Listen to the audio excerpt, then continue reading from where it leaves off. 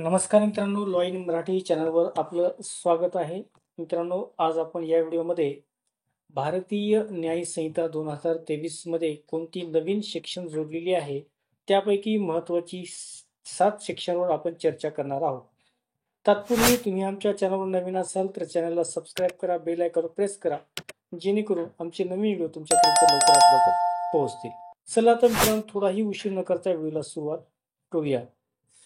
मित्रांनो, भारतीय न्याय संहितेमध्ये नवीन जोडलेली कलम आहे 111, ज्यामध्ये संघटित गुन्हेगारीमध्ये ज्यामध्ये भौतिक लाभ मिळवण्यासाठी एकत्रितपणे काम करणाऱ्या गटाने सुरू ठेवलेली कोणतीही बेकायदेशीर कृती म्हणजेच संघटित गुन्हेगारी होय.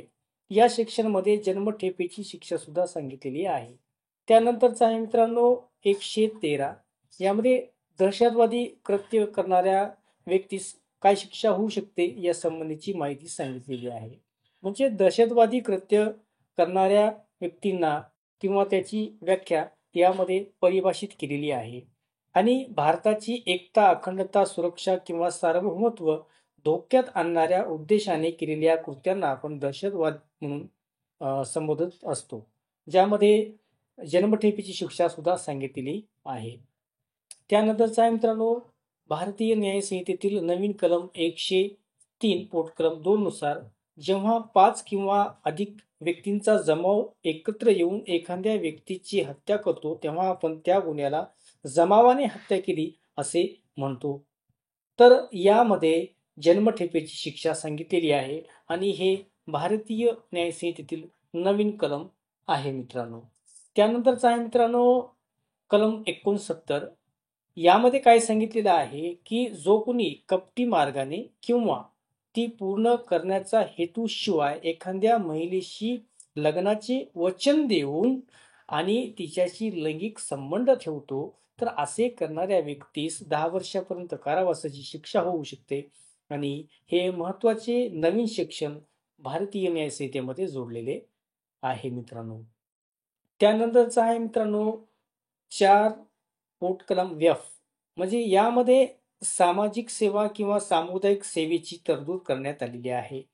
म्हणजे छोटे गुन्हेगारी करणाऱ्या आरोपींना त्यांना एखादी विशिष्ट शिक्षे देऊन किंवा सामाजिक सेवा करण्याची शिक्षा विद्यमान न्यायालय देऊ शकते.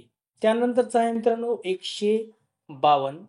यामध्ये सांगितलेलं आहे 152 मध्ये देशद्रोह, म्हणजे भारताची सार्वभौमत्व, एकता आणि अखंडता धोक्यात आणणारी कृती म्हणजे देशद्रोह आहे. तर त्यानंतरचा आहे मित्रांनो भारतीय न्याय संहितेतील कलम 240.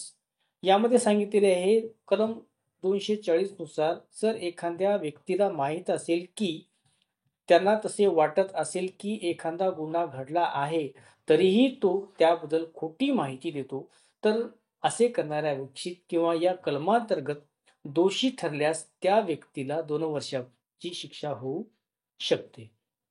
तर मित्रांनो, भारतीय न्याय संहितेतील हे नवीन सेक्शन जोडलेले आहे, त्याबद्दलची आपण थोडक्यामध्ये चर्चा केलेली आहे. मित्रांनो, आमचा व्हिडिओ तुम्हाला कसा वाटला ते आम्हाला कमेंट बॉक्समध्ये आम्हाला नक्की सांगा. आमच्या व्हिडिओला लाईक करा, चॅनलला सबस्क्राईब करा. धन्यवाद.